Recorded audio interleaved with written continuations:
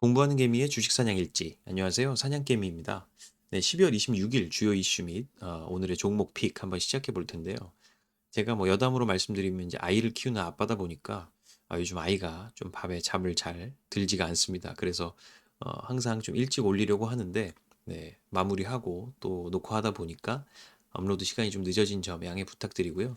오늘 제가 말씀드린 내용들은 또 내일 주식시장에서 또 주요하게 봐야 할 그러한 내용들이 또 있기 때문에 네, 장 시작 전에 한번 참고해 봐 주시면 감사할 것 같습니다. 자, 금일 코스피 코스닥 시장부터 한번 보시죠. 금일 코스피 시장은 0.15% 상승했고요.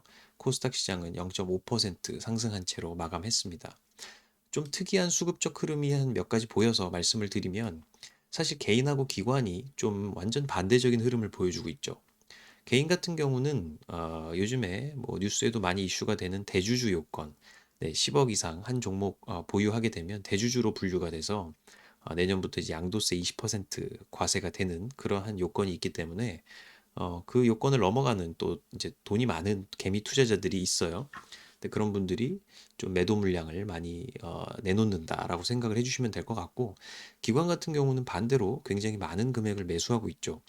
특히 기관 중에서도 금융투자, 네, 증권사랑 자산운용사로 분리되는 또 금융투자 쪽에서 많은 순매수세가 유입이 되고 있는데, 이 이유 같은 경우는 저희 이제 배당 받는 권리 때문이라고 봐야 될 것 같습니다. 네, 저희가 27일까지 주식을 매수를 하면 배당받을 수 있는 권리가 생기게 되고요. 배당 락일이 28일이기 때문에 그 전일자까지 주식을 매수를 해야 합니다. 그래서 그때까지 지금 단기적으로 배당 수익을 창출하기 위한 그런 기관의 수급적인 유입이 좀 많다라고 이렇게 봐주시면 될 것 같고요.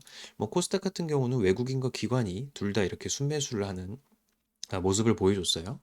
그래서 이제 코스피보다는 조금 더 상승폭이 컸던 것으로 보여집니다. 자, 물론 뭐 이런 뭐 개인이나 기관 쪽에서 뭐 대주주 요건 그리고 개인의 어쨌든 그 기관들의 배당 받을 수 있는 그러한 요건들이 작용한 것도 있지만 오늘 코스닥 시장도 그렇고 이제 장 분위기가 뭐 그렇게 나쁘지는 않았다라고 봐야 될 것 같아요. 이랬던 이유는 사실 전일자 12월 23일 날에 있었던 미국장이 좀 나쁘지 않았기 때문도 있습니다. 근데 그때 저번 주 금요일 제가 올렸던 영상에서 말씀드렸던 것처럼 미국의 개인 소비 지출 관련 지표 그리고 어, 내구재 주문 관련 지표가 12월 23일 10시 반에 발표가 됐었는데 요게 좀 지표가 예상보다는 네, 이렇게 조금 안 좋게 조금 더 낮게 예상보다는 낮게 나왔습니다. 그래서 이 발표가 미국의 연준의 현재 금리 인상 기조와는 좀 반대되는 근거가 될 수가 있었고요. 그래서 뭐 다우나 나스닥 쪽 시장이 약간 상승 반전하면서 끝났던 것으로 기억을 합니다. 뭐 이런 부분이 왜 그러면 상승 쪽에 영향을 미쳤나라고 쉽게 한번 설명을 드리면 개인의 소비가 좀 둔화가 되고 또 내구재 주문이 자꾸 줄어든다는 소리는 그만큼 개인들과 또 이제 주문을 하는 기관들의 어떤 돈, 현금의 흐름이 별로 좋지 않아진다라는 거죠. 그러면 이제 지금 정책적으로 계속 금리를 올려서 시중에서 돈 쓰기 힘들게 만들고 있는데 그러면 이제 실물 경기가 더 안 좋아질 수 있다라고 보는 거예요. 그러니까 이제 시장에서는 이런 좀 안 좋은 지표가 나오면 최소한 금리 올리는 속도를 좀 더 천천히 하든지 아니면 적당히 올리고 좀 어느 정도 선까지만 하고 끝내야 되겠지. 뭐 이러한 예상과 기대를 한다는 거죠. 자, 그런 기대 심리가 작용을 했기 때문에 네, 저번에 우리가 이렇게 다우산업과 나스닥 종합 쪽 보시면 네, 이렇게 상승 마감한 채로 장 초반엔 좀 하락하는 흐름이 있었습니다만 네, 후반으로 갈수록 상승 반전하면서 끝내는 모습 볼 수 있었습니다. 자, 이렇게 시장의 기대감이 반영된 결과였다라고 표현을 하겠고요. 오늘 우리 시장도 이러한 그런 미국 시장의 흐름을 어느 정도는 좀 영향을 받지 않았나라는 생각이 듭니다. 자, 그리고 환율 한번 잠깐 보시죠. 저번 주에 말씀드린 것에 이어서 사실 원달러 환율이 현재 1277원으로 전일자보다도 더 낮아졌어요. 그랬던 소리는 이제 원화가 좀 더 강세가 되어 가고 있다. 네, 이렇게 쭉 내려가고 있는 흐름이죠. 원화가 강세가 되고 가고 있고 달러가 오히려 좀 약세인 흐름이 돼가고 있다라는 건데 그 이유 같은 경우는 사실 저번에도 한번 네, 말씀드렸듯이 일본 네, 사실상 금리 인상 조치를 했죠. 10년물 장기 국채의 금리 변동폭을 기존의 플러스 마이너스 0.25%에서 플러스 마이너스 0.5%로 확대 조치를 했습니다.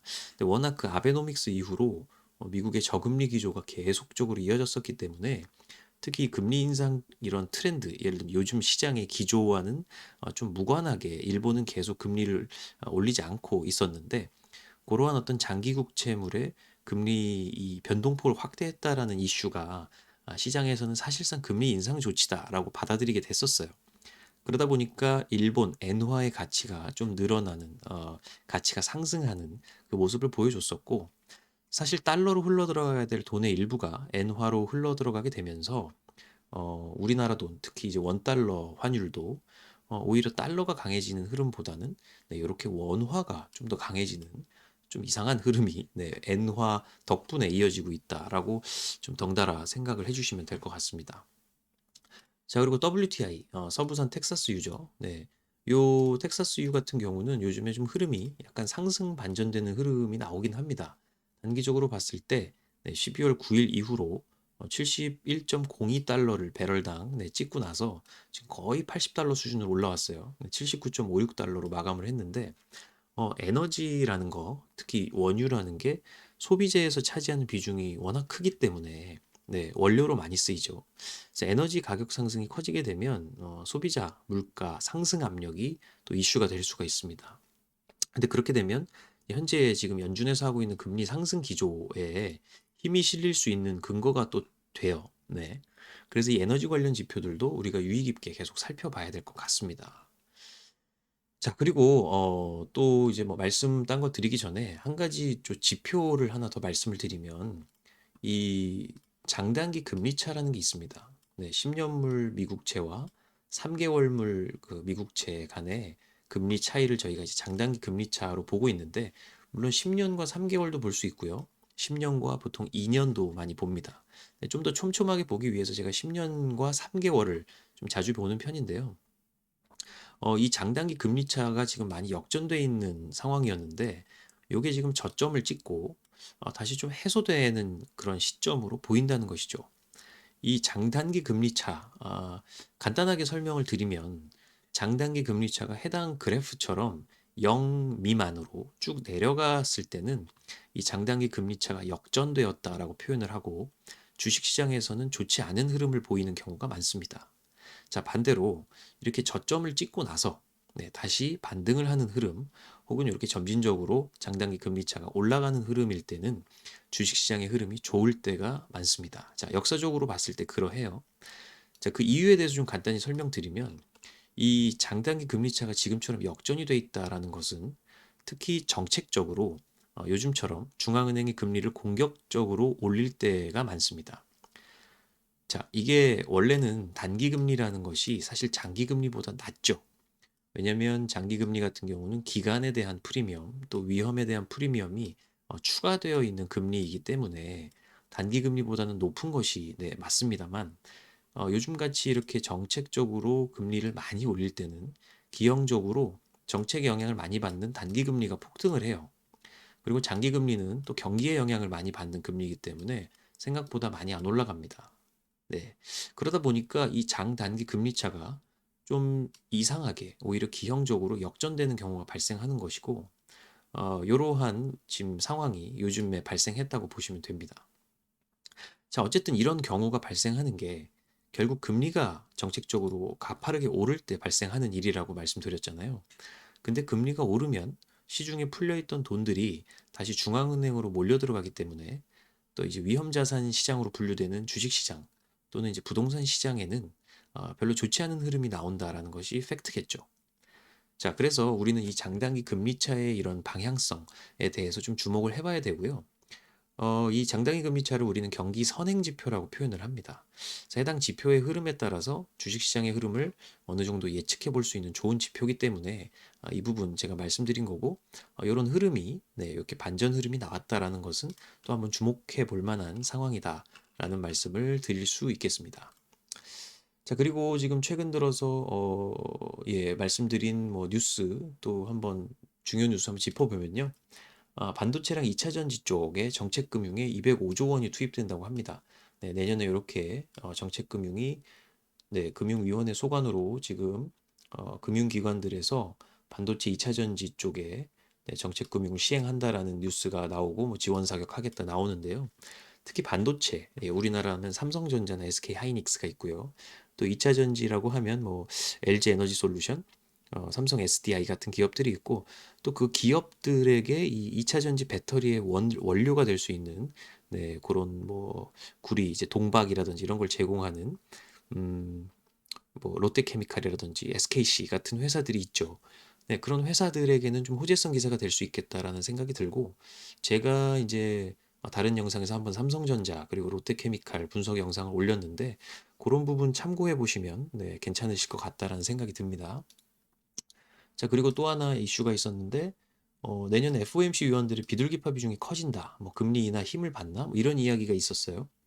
네, 물론 이게 뭐 금리를 꼭 낮추겠다라는 의미는 아니지만 어찌됐건 그 FOMC 연방준비제도 이사회의 위원들이 함께 모여서 회의를 하고 그 회의에서 이 금리가 결정되는 거기 때문에 금리 인하 혹은 금리 동결, 네, 이제 어, 좀 온건파적인 분들을 비둘기파라고 표현을 하는데 그런 분들의 비중이 회의 참여하는 위원들 중에 비중이 높아진다면 결국엔 시장에는 좀 좋은 흐름으로 가지 않겠나라는 또 기대감을 네, 갖게 하는 뭐 그러한 이슈였습니다. 그래서 한번 이 부분 짚어보았고요. 그리고 네, 이렇게 해서 이제 한번 쭉 말씀을 드렸고 마지막으로는 제가 저번 주에도 말씀을 드렸지만 한 주 동안 어쨌든 외국인과 기관의 수급이 몰린 종목을 한 번씩 말씀을 드리고 있어요. 네, 저번 주에는 이제 업종과 뭐 종목들을 쭉 다 말씀을 드렸는데 아무래도 이렇게 여러 개를 말씀드리다 보니까 좀 집중이 안 될 수도 있겠고 또 너무 이제 복잡하실 수 있을 것 같아서 제가 하루에 하나씩 또 외국인과 기관의 수급이 괜찮게 몰린 그런 종목을 추천해 드리는 걸로 그렇게 좀 컨셉을 바꿔보도록 하겠습니다. 자, 한번 보시면요. 제가 오늘 말씀드린 종목은 한국타이어 앤 테크놀로지입니다. 네, 한국타이어 뭐 다들 아시는 회사일 텐데 물론 이 종목을 추천드림에 있어서 뭐 거시적인 흐름이나 이 종목의 뭐 재무적인 상태 그리고 뭐 이제 기술적인 지표 뭐 이런 것들을 네, 많이 참고한 거는 아니고 오직 이제 수급 네, 외인과 기관의 수급적 흐름을 바탕으로 추천을 드린다는 점 인지를 해주셨으면 좋겠고요. 사실 이 수급 상승의 흐름이라는 게 가장 중요한 겁니다. 어떤 뭐 물건이든 주식이든 간에 수요와 공급의 논리에 의해서 가격이 결정되는데 특히 그 수요와 공급의 논리에서 많은 물량을 소유할 수 있고 또 많은 금액을 집행할 수 있는 외국인과 기관의 수급이 많이 들어온다라는 것은 결국에는 이 가격이 높아질 수 있는 확률이 높다라는 것이기 때문에 주식 투자에 있어서 이런 외인과 기관의 수급 흐름을 모니터링하는 것은 매우 중요하다라는 말씀 다시 한번 강조드리고요. 그 수급 상승의 흐름의 네, 시작 부분이기도 하고 그래서 이제 중장기적으로 봤을 때나 또 단기 스윙적인 관점으로 어느 정도 저점이다라는 생각이 들어서 이렇게 추천을 한번 드리고 있습니다. 이렇게 말씀드리는 종목들은 관심 종목으로 한번 등록을 해주시고 앞으로의 주가 흐름이 어떻게 될지 한번 주목해 봐 주시면 좋을 것 같고요. 뭐 시간이 되신다면 네, 이런 종목에 대해서 조금 더 디테일하게 분석을 해보시고 직접 투자해 보시는 것도 좋겠다라는 생각이 듭니다. 네, 저도 제가 투자할 만한 종목들 여러분들께 말씀을 드리는 거니까요. 한번 보시고 네, 결정해 봐 주시면 좋을 것 같습니다. 자, 이상으로 해서 제가 오늘 전체적으로 뭐 시황이나 그리고 뭐 주요 뉴스, 그다음에 환율이 어떻게 되었고, 네, 뭐 중요 지표라든지 이런 것들 한번 쭉 말씀드렸고 마지막으로 종목까지 말씀을 드렸습니다. 내일부터는 또 이런 빠른 내 시황 관련해서 조금 더 일찍 업로드를 할 수 있도록 하겠고요. 한 9시, 네, 그쯤에 업로드를 할 수 있을 것 같다라는 생각이 듭니다. 그래서 뭐 이것뿐만 아니라 이제 종목을 좀 더 디테일하게 분석하는 부분이나 앞으로 이제 단타 매매 관련된 부분도 제가 직접 진행하고 있기 때문에 그런 부분들도 이제 노하우를 좀 잘, 또 종목들도 잘 이제 필터링을 해서 여러분들께 말씀드리면 좀 더 회전율 높은 매매에 도움이 되실 수 있겠다는 생각이 듭니다. 그래서 다른 또 영상에서 한번 뵙도록 하겠습니다. 자, 이상으로 오늘 영상은 마치도록 할게요. 지금까지 사냥개미였습니다.